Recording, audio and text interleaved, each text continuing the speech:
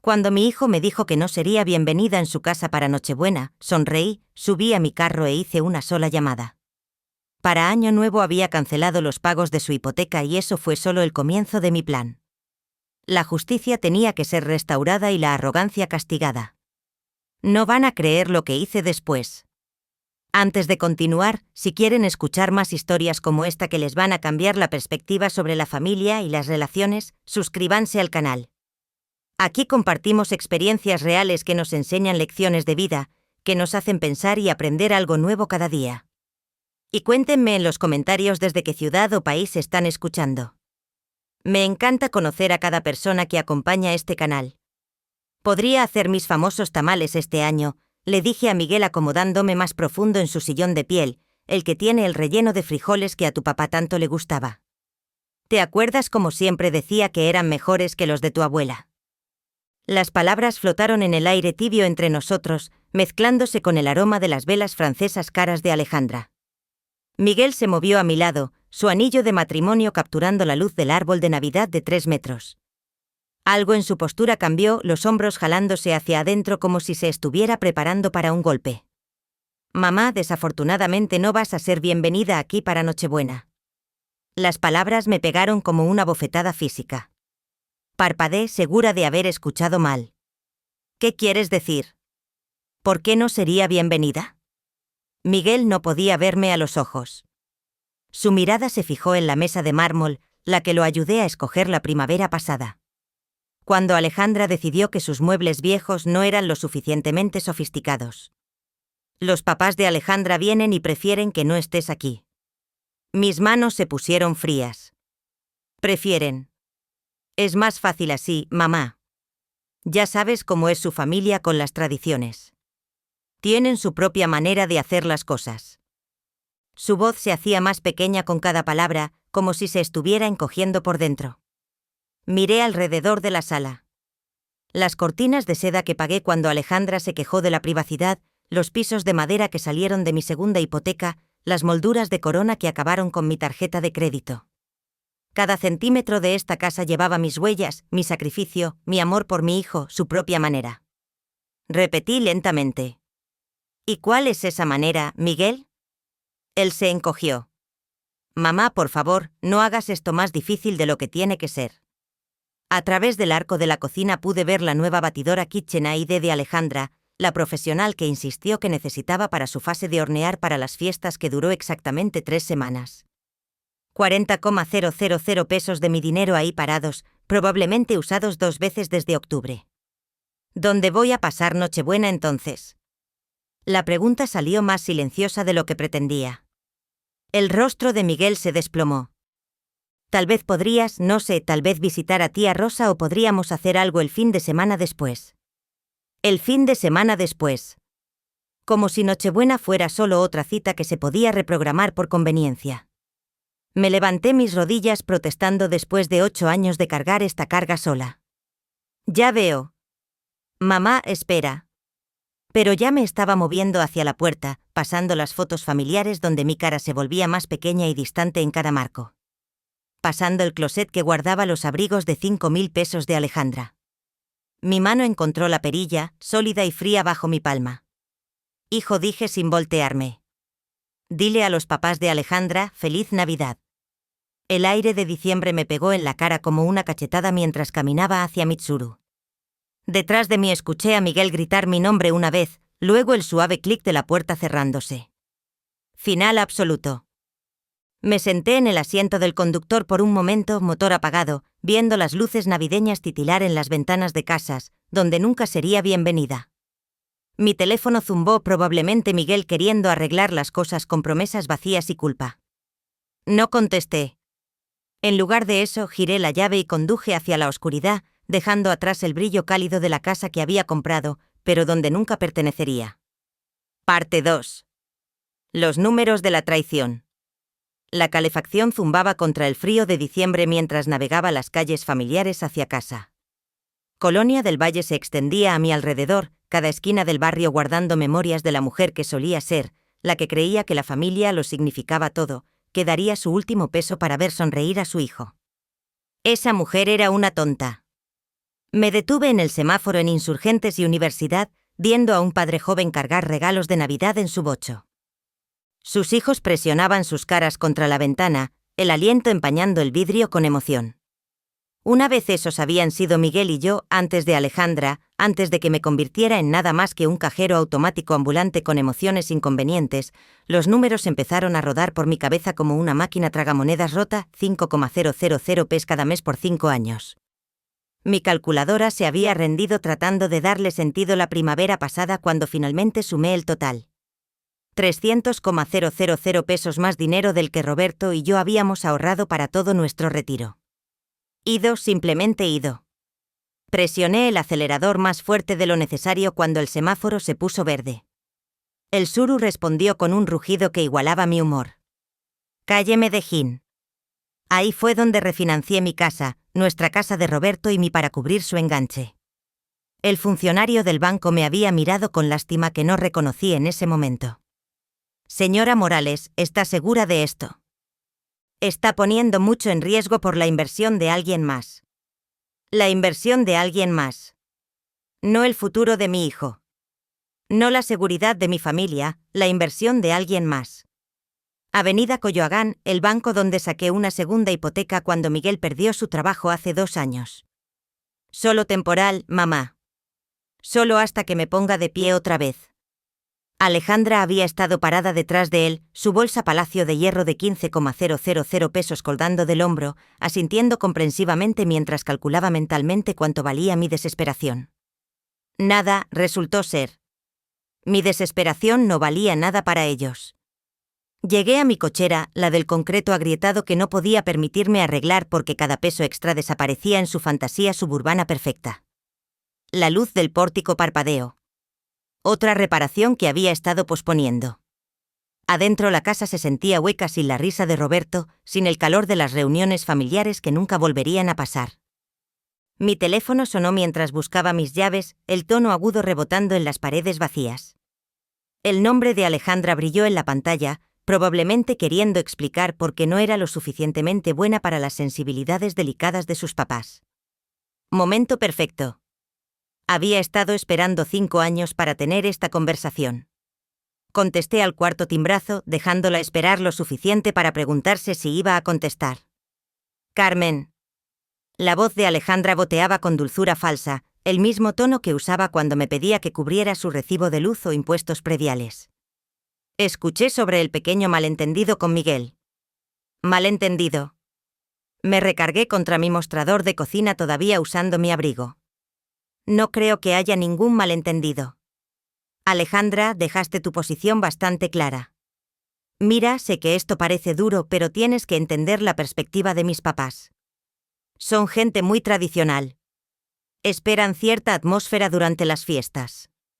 Cierta atmósfera, repetí. ¿Y qué atmósfera es esa? Una pausa. Podía escuchar bolsas del súper en el fondo, probablemente gastando dinero que debería haber ido al pago de la hipoteca.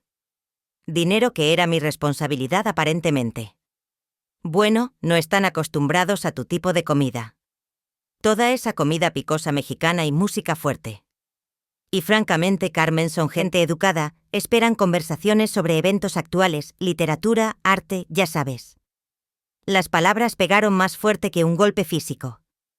8 años mordiéndome la lengua, tragándome insultos por el bien de Miguel, pretendiendo no notar cómo me veía como si fuera algún tipo de sirvienta. Mi tipo de comida. Mi voz se mantuvo nivelada, controlada. ¿Te refieres a la comida que comiste cada domingo por 3 años cuando el dinero estaba apretado? Los tamales que dijiste que te recordaban a tu abuela. Eso era diferente. Éramos agradecidos entonces. Pero ahora con mis papás, ahora con tus papás no puedes tener a la campesina mexicana avergonzándote en tu mesa elegante. La dulzura falsa se evaporó. No seas dramática, Carmen. Esto no es sobre raza, es sobre clase. Mi papá se graduó summa cum laude de la Universidad Iberoamericana. Mi mamá habla 4 idiomas. Pasan los veranos en Miami. ¿Qué exactamente contribuirías tú a la conversación de la cena? Historia sobre poner azulejos. El calor inundó mi pecho, pero mantuve mi voz firme. Construí un negocio de la nada después de que murió el abuelo de tu esposo. He empleado a más de 50 personas. He pagado más en impuestos de lo que tu padre ganó en su mejor año. El dinero no lo es todo, Carmen. La crianza importa, la educación importa. Y francamente Roberto entendía mejor su lugar de lo que tú entiendes el tuyo. La línea se quedó completamente silenciosa. Había cruzado la línea que ni sabía que existía hasta que la pisoteó con sus tacones de diseñador. ¿Qué dijiste de mi esposo? Solo digo que sabía cómo mezclarse mejor. No causaba problemas. Entendía que algunos espacios no eran para él. Mi mano se apretó alrededor del teléfono hasta que mis nudillos se pusieron blancos. Roberto tenía más clase en su dedo meñique de la que toda tu línea de sangre tendrá jamás.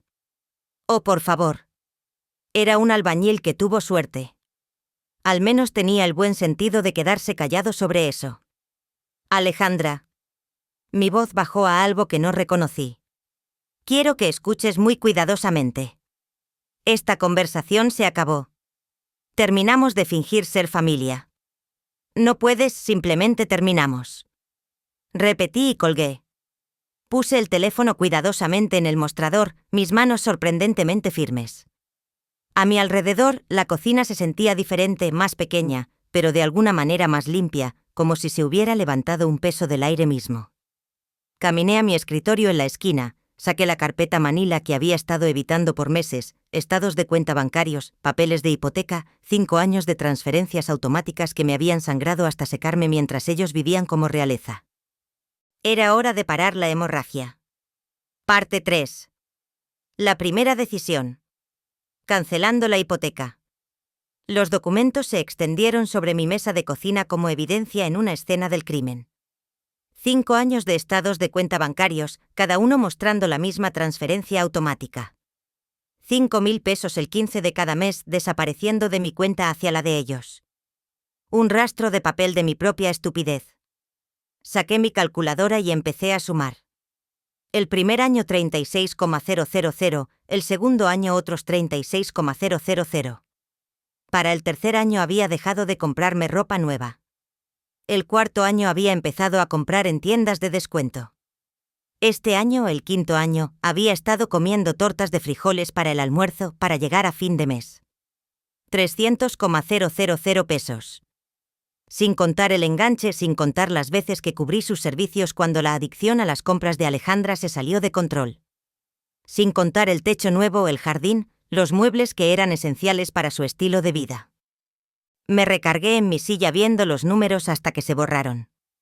El dinero del seguro de vida de Roberto, mis ahorros para el retiro, el fondo universitario que habíamos empezado para nietos que aparentemente nunca me permitirían ver. Todo se había ido. Vertido en una casa donde no era bienvenida para la cena de Nochebuena. Alcancé mi teléfono, scrolleé por mis contactos hasta encontrar el número de mi banco. El sistema automatizado me ofreció opciones en español e inglés. Qué considerado, qué acomodadizo para gente como yo. Servicio al cliente. Habla Jennifer, ¿cómo puedo ayudarla hoy? Necesito cancelar una transferencia automática. Dije, mi voz más firme de lo que había estado en años. Por supuesto, señora. Necesitaré su número de cuenta e información de verificación. Recité los números, la escuché teclear en el fondo, profesional, eficiente, sin juicio sobre por qué una mujer de 62 años estaba cancelando pagos a lo que probablemente era la hipoteca de su hijo.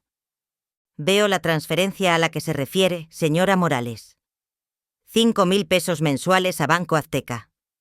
Cuenta terminando en 7.423. ¿Cuánto tiempo había estado haciendo esta transferencia? 5 años. Las palabras sabían a Margat. Y quiere cancelarla con efecto inmediato. Miré alrededor de mi cocina, los electrodomésticos desactualizados que no podía permitirme reemplazar, las paredes que necesitaban pintura, las ventanas que filtraban aire frío porque había gastado mi dinero de mejoras para el hogar en el castillo de alguien más.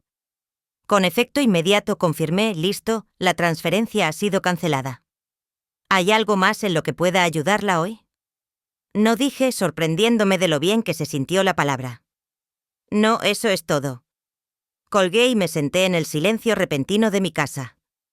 Afuera, la oscuridad de diciembre se estaba sentando sobre la Ciudad de México, luces navideñas titilando en ventanas donde las familias se reunían sin condiciones, sin juicio, sin la necesidad de esconder quiénes eran. Por primera vez en 5 años, el presupuesto del próximo mes estaría balanceado. Por primera vez desde que murió Roberto podía permitirme arreglar mi luz del pórtico, comprar comida decente, tal vez incluso tomar unas vacaciones. Junté los estados de cuenta bancarios, los papeles de hipoteca, toda la evidencia de mi generosidad. Luego caminé a mi chimenea, encendí un cerillo y vi 5 años de martirio convertirse en ceniza. El fuego se sintió tibio en mi cara, más tibio de lo que había sentido en años. Mi teléfono zumbó con un mensaje de texto. Probablemente Miguel queriendo disculparse o Alejandra necesitando dinero para algo esencial como nuevos cojines. No lo revisé. En lugar de eso me serví un vaso del buen tequila, la botella que había estado guardando para una ocasión especial que nunca parecía llegar. Esta noche se sentía lo suficientemente especial. Levanté mi vaso hacia el cuarto vacío, hacia la foto de Roberto en la repisa, hacia la mujer que solía ser y la mujer en la que me estaba convirtiendo. Feliz Navidad para mí, dije. Y lo dije en serio. Parte 4. La provocación de Alejandra. La siguiente mañana llegó fresca y clara. Sol de diciembre entrando por las ventanas de mi cocina mientras disfrutaba mi segunda taza de café. Por primera vez en años no estaba calculando cuánto dinero desaparecería de mi cuenta en Tiar Díaz. La libertad sabía mejor que la mezcla oaxaqueña que finalmente me había permitido comprar. Mi teléfono sonó exactamente a las 10:47 a. El nombre de Alejandra brilló en la pantalla como una etiqueta de advertencia. Carmen. Su voz llevaba ese tono familiar de impaciencia apenas contenida. Necesito que recojas a mis papás del aeropuerto internacional. Su vuelo de Monterrey llega a las 2 en punto. Puse mi taza cuidadosamente viendo el vapor curvarse hacia el techo. Alejandra, ¿se te olvidó nuestra conversación de ayer? Mira, lo que sea que haya sido eso, necesitamos enfocarnos en asuntos prácticos ahora. Mis papás necesitan transporte y tú eres la única que tiene tiempo durante el día. La audacia era impresionante. Menos de 24 horas después de decirme que no era digna de compartir la cena de Nochebuena con su familia, esperaba que sirviera como su chofer personal. ¿Y me lo pides por qué? Porque eso es lo que hace la familia Carmen. Se ayudan unos a otros. Su voz se agudizó con irritación. Además, seamos honestas aquí. Tú no eres mi rival. Eres demasiado débil para ser mi rival. Así que solo sube a tu carro y ve por ellos. Ahí estaba el insulto final envuelto en una orden. ¿Qué aerolínea? Pregunté tranquilamente. Aeroméxico, vuelo 457. Estarán en el carrusel 3 de equipaje. Y Carmen. Esperan a alguien que pueda manejar su equipaje apropiadamente. No nos avergüences. Podía escuchar sus uñas golpeando contra algo duro. Probablemente su tope de granito, el que pagué cuando decidió que la formica no era adecuada para sus cenas. Por supuesto, dije. Me haré cargo de todo. Bien. Y ponte algo decente. Tal vez esa blusa azul que usaste en la graduación de Miguel. Notan ese tipo de cosas. La línea se cortó. Ni siquiera había dicho gracias.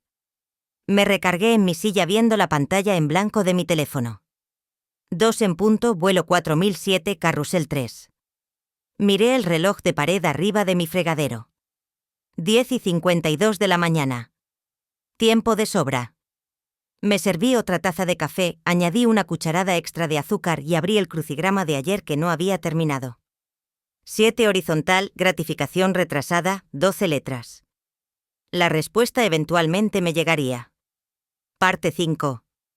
La trampa del aeropuerto a las 2:15 de la tarde estaba acomodándome en mi sillón favorito con una taza fresca de té de manzanilla y la edición dominical del Universal. El crucigrama de ayer yacía completado en mi mesa de centro. Gratificación retrasada había sido aplazamiento. Mi teléfono zumbó contra la superficie de madera. El nombre de Alejandra otra vez lo dejé sonar. El sol de diciembre se filtraba por las ventanas de mi sala, calentando el espacio donde había pasado tantas tardes solitarias, contando el costo de mi generosidad. Hoy el silencio se sentía diferente, ganado, intencional. 2:47 de la tarde, el teléfono zumbó otra vez. Esta vez pude ver la vista previa de su texto. Carmen, ¿dónde estás? Mis papás están. Volteé el teléfono boca abajo y regresé a la sección de deportes. Las Chivas habían perdido otra vez. Algunas cosas nunca cambiaban. Para las 3:30 de la tarde, mi teléfono había zumbado 6 veces. Había terminado el periódico, preparado una segunda tetera y empezado a organizar el cajón de los trastes en mi mesa de cocina. Increíble lo que podías lograr cuando no andabas corriendo para servir gente que te consideraba su botones personal. La séptima llamada llegó a las 3:45 de la tarde. En lugar del nombre de Alejandra, vi un número desconocido. Probablemente sus papás pidieron prestado el teléfono de alguien en el aeropuerto. También dejé que esa sonara. Afuera, un vecino estaba colgando luces navideñas en su pórtico. Sus hijos corriendo por el patio con la energía maníaca que solo las tardes de diciembre podían traer. Familias normales haciendo cosas normales. Nadie estaba varado en ningún lado, esperando a alguien que nunca llegaría. 4:15 de la tarde. Mi teléfono empezó a sonar y no paró. Alejandra, luego el número desconocido, luego Alejandra otra vez. El zumbido se volvió constante como una avispa furiosa atrapada contra el vidrio. Caminé a mi cocina y desconecté mi teléfono fijo de la pared. Luego apagué mi celular completamente. Silencio perfecto. Me hice una quesadilla y calenté una lata de sopa de jitomate. Comida reconfortante que no me había permitido en meses, porque cada peso del súper había ido hacia llegar a fin de mes mientras subsidiaba su estilo de vida. El queso se derritió perfectamente dorado. La sopa humeaba en mi taza favorita. Afuera, el sol de invierno ya estaba empezando a ponerse, proyectando sombras largas sobre mi patio trasero. En algún lugar del otro lado de la ciudad, 3 personas probablemente estaban paradas en un estacionamiento del aeropuerto, discutiendo sobre el precio del taxi y preguntándose cómo su sirviente personal había tenido la audacia de abandonarlos. El pensamiento hizo que mi sopa supiera aún mejor. Para las 5 de la tarde había cenado, cargado mi lavavajillas y estaba considerando qué película ver. Habían pasado años desde que había tenido una tarde completa para mí, sin preocuparme por llamadas de emergencia por dinero o favores de último minuto. Estaba alcanzando el control remoto cuando alguien empezó a golpear mi puerta principal. No tocando, golpeando. El tipo de martilleo agresivo que hacía temblar el marco y anunciaba furia pura. Puse mi té y caminé lentamente hacia el sonido, ya sabiendo exactamente a quién encontraría del otro lado. Parte 6. La confrontación. El martilleo se intensificó mientras me acercaba a la puerta. Cada golpe más violento que el anterior. Por la mirilla pude ver 3 figuras amontonadas en mi pequeño pórtico como lobos rodeando a su presa. Abrí la puerta para encontrar la cara roja de don Carlos Herrera a centímetros de la mía. ¿Qué demonios te pasa?, gritó empujándome y pasando a mi sala sin invitación. Esperamos en ese maldito aeropuerto por más de 3 horas. Doña Patricia lo siguió. Su cabello usualmente perfecto despeinado, sus labios presionados en una línea delgada de odio puro. Este comportamiento es completamente inaceptable de alguien de tu edad, Carmen. Absolutamente bárbaro. Alejandra cerró la retaguardia, su abrigo de diseñador arrugado, su maquillaje corrido. Nos humillaste. ¿Tienes idea de lo que has hecho? Salgan de mi casa.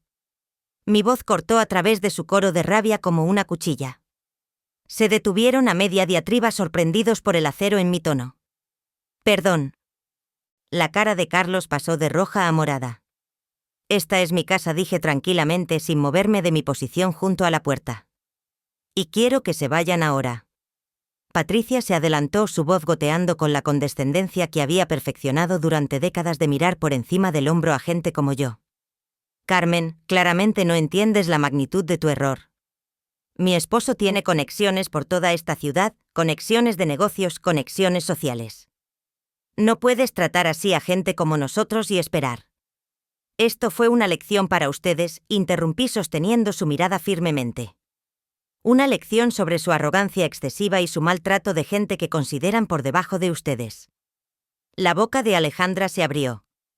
Una lección. ¿Quién te crees que eres para enseñar nada a nadie? No eres nadie. Eres una soy alguien que finalmente dejó de ser su cuenta bancaria personal y servicio de taxi. Me hice a un lado y mantuve la puerta abierta más amplia. La lección terminó. Pueden irse. Carlos apuntó un dedo hacia mi pecho, pero no se atrevió a tocarme. No tienes idea con quién te estás metiendo, vieja. He estado en esta ciudad más tiempo del que tú has estado respirando su aire. Conozco gente importante, gente que puede hacer tu vida muy difícil. ¿Es eso una amenaza, señor Herrera? Es una promesa. Su voz bajó a un susurro amenazante. ¿Crees que abandonar gente mayor en un aeropuerto es algo que puedes hacer sin consecuencias? Estás a punto de aprender exactamente qué tan equivocada estás. Patricia asintió, su sonrisa lo suficientemente afilada para cortar cristal. En efecto, las acciones tienen consecuencias, Carmen, y las tuyas serán bastante públicas. Alejandra agarró el brazo de su padre. Papi, vámonos. Esta vieja patética no vale nuestro tiempo. Salieron de mi casa como un ejército derrotado, pero Carlos se volteó en el umbral. Te vas a arrepentir de esto, dijo. Te lo garantizo. Cerré la puerta detrás de ellos y giré el cerrojo con un clic satisfactorio. Por la ventana. Los vi amontonarse en su carro rentado, todavía discutiendo entre ellos mientras se alejaban hacia la oscuridad de diciembre. La casa se sintió más limpia con ellos afuera, como si su presencia hubiera dejado una mancha que apenas ahora se estaba levantando. Pero sus palabras de despedida resonaron en el silencio repentino. Consecuencias públicas, gente importante, conexiones. Regresé a mi sala y levanté mi té, todavía tibio en su taza. Por primera vez en todo este desastre sentí algo que podría haber sido preocupación, pero fue abrumado por algo mucho más fuerte. Expectativa parte 7. El contraataque en los medios. 3 días después estaba disfrutando mi café matutino y hojeando el Universal cuando viéndome desde la página 3. El titular decía: empresaria de la CDMX abandona pareja de ancianos en aeropuerto durante tormenta navideña. Mis manos se quedaron quietas alrededor de la taza de café. Ahí estaba yo en blanco y negro. Una foto vieja del sitio web de mi empresa, probablemente 5 años desactualizada. Debajo una historia que me heló la sangre y encendió mi temperamento por igual. Carlos y Patricia Herrera visitando a su hija para Navidad fueron abandonados en el aeropuerto internacional por más de 4 horas el domingo cuando la familiar Carmen Morales no apareció para un recogido previamente acordado. La pareja, ambos de finales de sus años 50, esperaron en temperaturas heladas mientras se emitía una alerta de tormenta invernal para la región. Alerta de tormenta invernal. Había estado a 22 grados y soleado. No podíamos creer que alguien nos abandonara así, dijo Carlos Herrera, ejecutivo bancario retirado. Llamamos repetidamente, pero la señora Morales nunca contestó su teléfono. Nos vimos obligados a tomar un taxi caro en condiciones peligrosas del clima. A nuestra edad, este tipo de trato no es solo desconsiderado, es peligroso. El artículo continuaba con citas sobre mi patrón de comportamiento errático y preocupaciones sobre mi estado mental. Carlos se había pintado a sí mismo y a Patricia como víctimas indefensas de una vieja cruel que había enloquecido sin provocación. No había mención de la cena de Nochebuena rechazada. No había contexto sobre las demandas de Alejandra o sus años de explotación financiera. Solo yo, la villana que abandonó pobres turistas ancianos durante una tormenta que existía solo en la imaginación de Carlos. Puse mi café y leí el artículo otra vez lentamente. Luego una tercera vez, la firma pertenecía a Marta Solís, editora de Estilo de Vida. No reconocía el nombre, pero reconocía la estrategia. Carlos había usado favores, usado sus conexiones bancarias para colocar esta historia exactamente donde haría el máximo daño a mi reputación. Inteligente, muy inteligente. Por primera vez desde que empezó todo este desastre, sentí un respeto a regañadientes por mis oponentes. No eran solo niños ricos malcriados haciendo berrinches. Eran estratégicos calculadores. Entendían que en una ciudad como la CDMX, la reputación era todo. Un artículo bien colocado en el periódico podía destruir décadas de trabajo duro. Habían declarado guerra total. Doblé el periódico cuidadosamente y lo puse a un lado. mi mente ya cambiando al modo de planificación metódica que había construido mi negocio de la nada. Esto ya no era sobre recogidos en aeropuertos, ya no era sobre escenas de Nochebuena o pagos de hipoteca, era sobre ganar. Saqué mi laptop y empecé a escribir nombres en buscadores. Carlos Herrera, Patricia Herrera, Alejandra Morales, sus perfiles de redes sociales, sus conexiones, sus hábitos, sus debilidades, todo lo que habían hecho públicamente a lo largo de los años. Si querían jugar a ajedrez, les mostraría lo que parecía un verdadero estratega. Miré mi calendario de pared. 18 de diciembre, 7 días hasta Navidad. 7 días para planear algo que nunca olvidarían. Parte 8. La investigación. Pasé los siguientes 3 días viviendo en un mundo diferente, no el mundo donde era Carmen Morales, la vieja quebrada que dejaba que su familia la pisoteara. Este era el mundo donde era Carmen Morales, empresaria, pensadora estratégica, alguien que había construido algo de la nada y no iba a dejar que un grupo de parásitos con derechos destruyera lo que había trabajado 40 años para construir. Mi laptop se convirtió en centro de comando. Los perfiles de redes sociales llenaron mis pestañas del navegador como cartas en un juego de apuestas altas.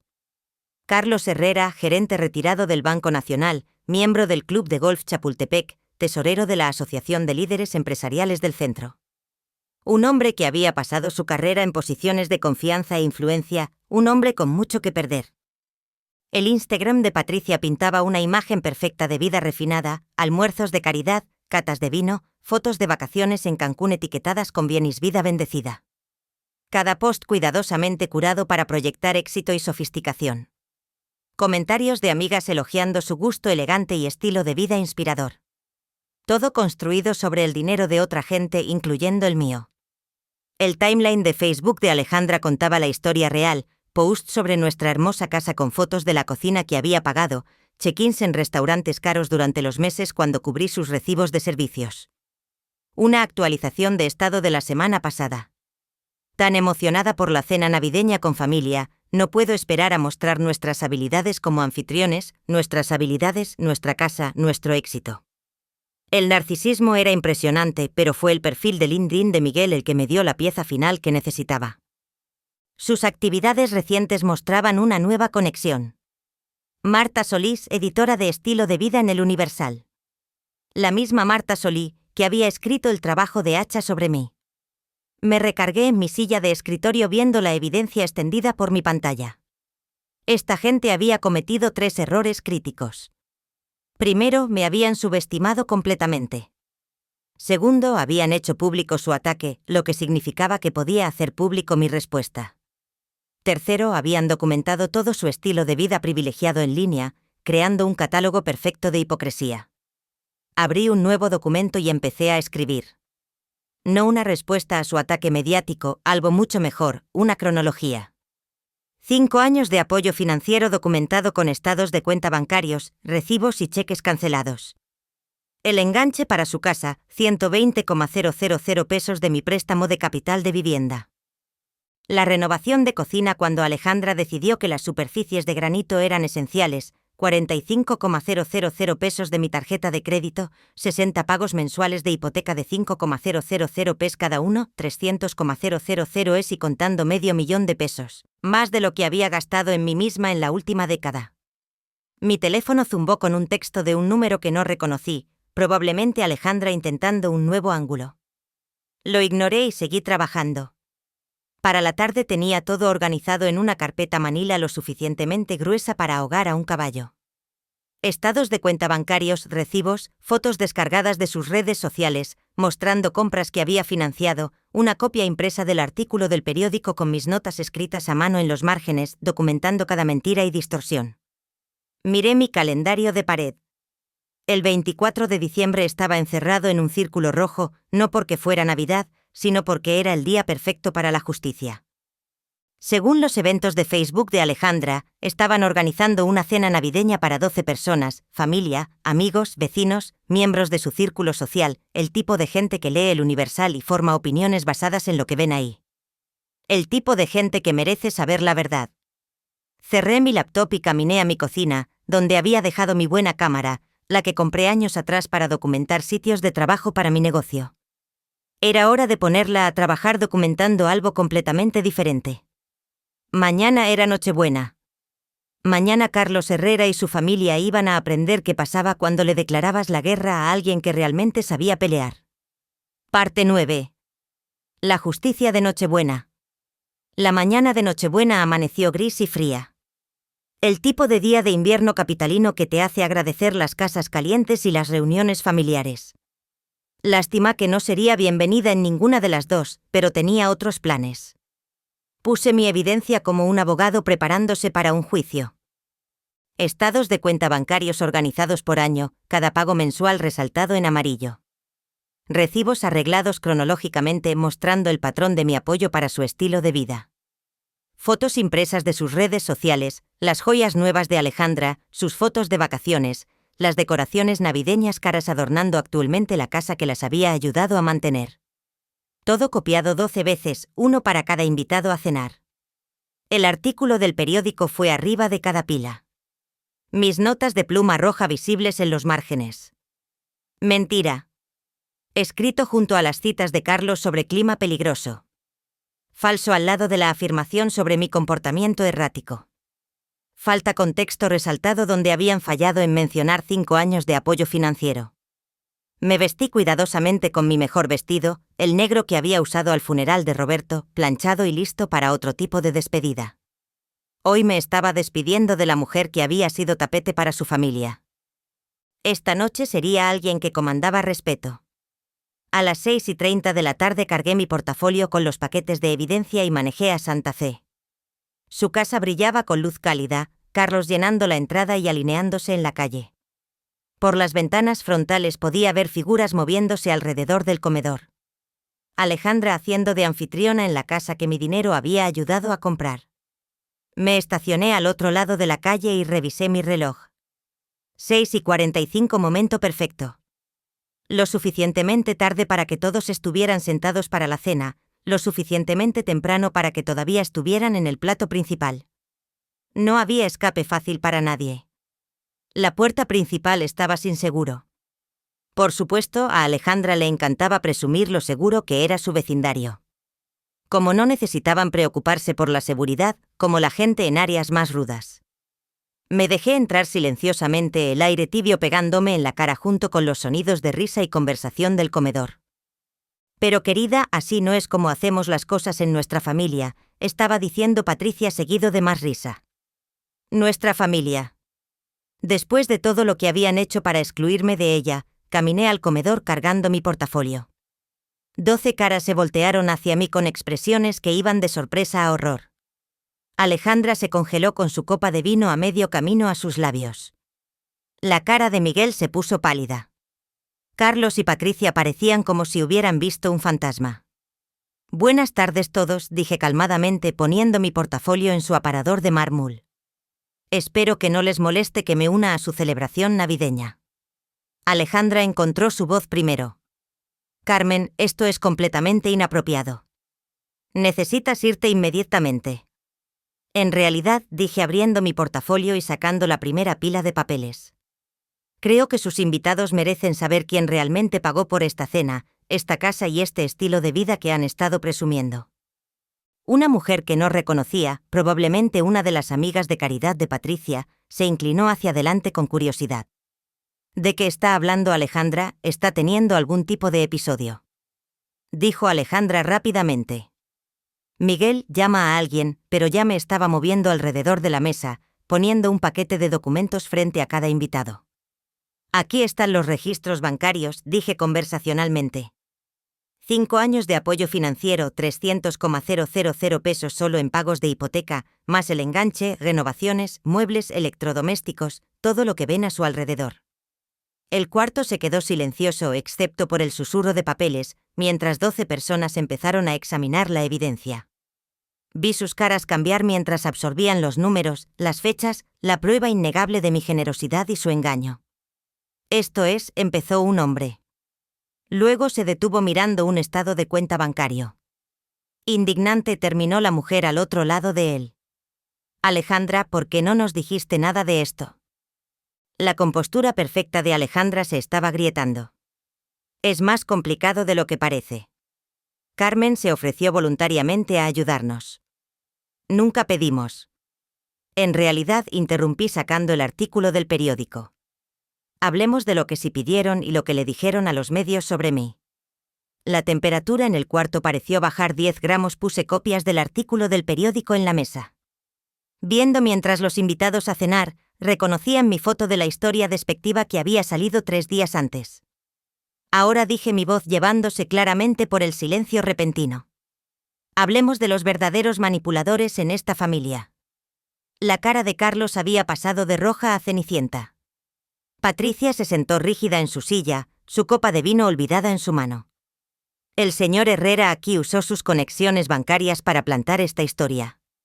Continué tocando el periódico. Noten cómo me presentan como inestable y peligrosa, abandonando pobres gente mayor en clima helado.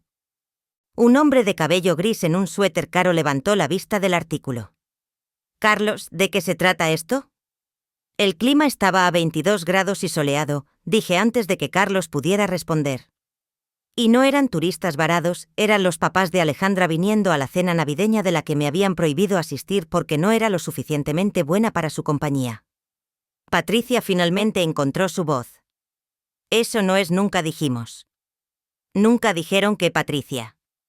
Saqué mi teléfono donde había hecho capturas de pantalla de varios posts de redes sociales de Alejandra, que era demasiado de clase baja para sus papás, que mi comida mexicana y conversación de clase trabajadora las avergonzaría frente a sus amigos educados. La mujer que había identificado como una de las amigas de caridad de Patricia se movió incómodamente.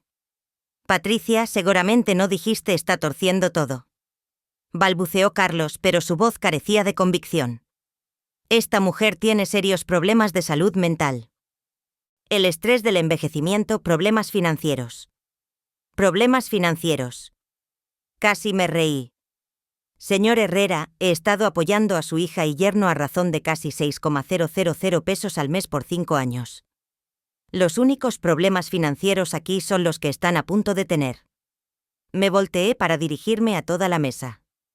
Esta gente ha tomado $500,000 de mí mientras me llamaban nombres a mis espaldas. Han manipulado a mi hijo contra mí, me han prohibido de reuniones familiares y cuando finalmente me defendí, trataron de destruir mi reputación en el periódico. Miguel habló por primera vez, su voz apenas arriba de un susurro. Mamá no sabía sobre el periódico. Tu esposa sabía, dije silenciosamente. Y sus papás lo orquestaron. Me convirtieron en villana por rehusarme a hacer su cajero automático personal y choez. La dinámica social en el cuarto estaba cambiando como placas tectónicas. Podía verlo en las caras de los invitados. La realización gradual de que todo lo que les habían dicho sobre los anfitriones generosos de esta noche estaba construido sobre mentiras. Esto es inconsciente, dijo una mujer mayor con perlas mirando los estados de cuenta bancarios. Carlos, ¿cómo pudiste dejar que tu hija se aprovechara de la generosidad de esta mujer, luego atacarla públicamente cuando dejó de permitirlo? La fachada cuidadosamente mantenida de Carlos se estaba desmoronando. No entienden la situación completa. Entiendo perfectamente, interrumpió la mujer. Esta mujer ha estado apoyando a tu familia financieramente mientras ustedes la trataban como personal contratado. Y cuando finalmente dijo no, trataron de arruinar su reputación. La voz de Patricia salió estrangulada. Nos abandonó en el aeropuerto. Después de que me dijeron que no era bienvenida en la cena navideña, porque mi presencia sería inapropiada para sus papás, dije calmadamente después de 5 años de pagar sus cuentas mientras me menospreciaban por mi etnia y nivel de educación, el silencio era ensordecedor. 12 personas mirando a Carlos y Patricia con expresiones que iban del disgusto a la vergüenza por haberse asociado con ellos. Alejandra hizo un último intento desesperado de controlar la narrativa. Todos, por favor. Este es un asunto familiar que se salió de control. No, dije firmemente. Esto dejó de ser un asunto familiar cuando lo hicieron público, cuando usaron el periódico para atacar mi carácter, cuando decidieron que mi reputación era daño colateral aceptable para su orgullo. Miré alrededor de la mesa a caras que no reconocía, pero que ahora sabían exactamente quién era yo. Quería que todos supieran la verdad antes de que lean sobre Carmen Morales en el periódico otra vez, porque van a leer sobre mí otra vez, pero la próxima vez será la historia real. Cerré mi portafolio y enderecé mi vestido. Disfruten el resto de su cena. Es la última que voy a pagar. Mientras caminaba hacia la puerta, pude escuchar la erupción empezando detrás de mí. Voces alzadas en acusación, preguntas demandando respuestas. El sonido de una fachada social cuidadosamente construida desmoronándose. Era la música navideña más hermosa que había escuchado jamás. Epílogo. Tiar meses después. La carta llegó un martes por la mañana en marzo, entregada por correo certificado con el peso de consecuencias legales detrás de cada palabra. La firmé en mi puerta principal, notando cómo el aire de primavera olía a nuevo crecimiento y posibilidad. En lugar de la desesperación invernal que había marcado esos días oscuros de diciembre. Aviso de incumplimiento, decía el sobre, demanda final de pago. Adentro. 3 meses de pagos de hipoteca perdidos habían alcanzado a Miguel y Alejandra como un tsunami de realidad. 21,000 pesos en atrasos, 14 días para poner la cuenta al corriente o enfrentar procedimientos de ejecución hipotecaria en la casa que había ayudado a comprar. Puse la carta a un lado y regresé a mi café leyéndola como leería noticias sobre clima distante. Interesante, pero ya no mi problema. Mi teléfono había estado sonando por semanas con llamadas cada vez más desesperadas. El número de Alejandra bloqueado después del primer mensaje de voz histérico. Carlos y Patricia, cuya posición social en la Ciudad de México se había evaporado como niebla matutina después de su humillación de cena navideña. Incluso Miguel, cuyas llamadas había estado ignorando por una mezcla de enojo y curiosidad sobre cuánto tardaría en tragarse su orgullo. La respuesta aparentemente era 97 días. Tocó mi puerta ese jueves por la tarde. Ya no. El hombre confiado que me había excluido de la cena navideña, sino alguien que parecía haber envejecido una década en 3 meses. Círculos oscuros bajo sus ojos, su traje caro arrugado, el olor de desesperación pegándosele como colonia barata. Mamá, dijo cuando abrí la puerta. Necesitamos hablar. Me hice a un lado para dejarlo entrar, notando cómo miró alrededor de mi casa como si la estuviera viendo por primera vez. Los muebles nuevos que había comprado con mi primer cheque libre de hipoteca, la pintura fresca en paredes que no habían sido actualizadas en 8 años porque cada peso extraído a su estilo de vida. Las reparaciones que finalmente había podido costear ahora que no estaba subsidiando el sueño americano de alguien más. Bonito lugar, dijo silenciosamente. Es lo que pasa cuando gastas dinero en ti misma en lugar de en gente que no lo aprecia, repliqué acomodándome en mi nuevo sillón reclinable. Se sentó en el borde de mi sofá como si tuviera miedo de estar cómodo. Mamá, necesito que sepas lo arrepentido que estoy por todo. La cena navideña, el artículo del periódico, la manera como Alejandra, cómo te tratamos. Continúa. No sabía sobre Carlos plantando esa historia. Te juro que no sabía. Cuando me enteré, se pasó las manos por el cabello. Dios, mamá, las cosas que dijeron de ti a tus espaldas, como hablaron de nuestra familia, de la memoria de papá. Mi mandíbula se tensó a la mención de Roberto, pero mantuve mi voz nivelada. ¿Y qué exactamente dijeron sobre tu padre, que sabía su lugar mejor de lo que tú sabías el tuyo, que entendía límites? No pudo verme a los ojos. Debería haberte defendido. Debería haberme puesto de pie contra ellos años atrás. Sí, dije simplemente. Deberías haberlo hecho. Nos sentamos en silencio por un largo momento, el peso de 5 años de errores llenando el espacio entre nosotros. La casa está en ejecución hipotecaria, dijo Miguel. Finalmente lo sé. No podemos hacer los pagos sin se detuvo, pareciendo darse cuenta de cómo sonaba eso. Sin mi ayuda, terminé sin el dinero que estaba enviando cada mes, mientras dejabas que la familia de tu esposa me tratara como basura. Sé cómo se ve. Me incliné hacia adelante asegurándome de que me estuviera viendo. ¿Sabes cuánto dinero te envié en 5 años? Asintió miserablemente. Alejandra lo calculó después de Navidad. Los pagos de hipoteca, el enganche, todo lo demás. Más de $500,000. Medio 468,000 pesos. Corregí. Sé la cantidad exacta porque finalmente hice algo que debería haber hecho años atrás. Lo sumé. Su cara se desplomó. Mamá, lo siento tanto. No sé cómo arreglar esto.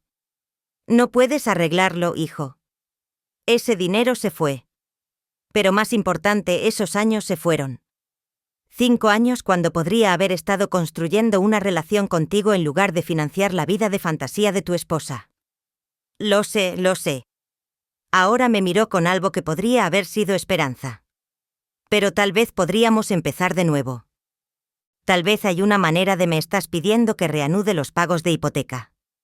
La esperanza murió en sus ojos. Yo vamos a perder todo, mamá. La casa. El respeto de Alejandra por mí, la aprobación de sus papás. No sé qué voy a hacer. Lo vas a descubrir, dije, no sin amabilidad. De la misma manera que descubrí cómo vivir sin un hijo que me respetara. De la misma manera que aprendí a pasar Navidad sola mientras celebrabas con gente que pensaba que yo estaba por debajo de ellos. Empezó a llorar entonces silenciosamente, como un hombre que se había quedado sin otras opciones. Te perdí, ¿verdad? Te escogí a ellos sobre ti y ahora te perdí para siempre. Lo vi por un largo momento. Este hombre que había criado y amado y por quien había sacrificado, que había dejado que la familia de su esposa lo convenciera de que su padre no era lo suficientemente bueno para su compañía. Miguel, dije finalmente, tú no me perdiste, me regalaste. Hay una diferencia. Se limpió los ojos con el reverso de su mano. ¿Hay alguna oportunidad? ¿Alguna manera de que puedas perdonarme? Te perdoné hace meses, dije, y lo dije en serio. Pero perdón no significa volver a como estaban las cosas. No significa pretender que esto no pasó o que voy a reanudar pagar por un estilo de vida que venía con la condición de que fuera agradecida por migajas de tu atención. Entonces, ¿qué significa? Me levanté y caminé a mi repisa, donde la foto de Roberto estaba sentada junto a una nueva foto. Yo con Rosa y su familia en la cena de Pascua, la primera fiesta que había pasado con gente que realmente me quería.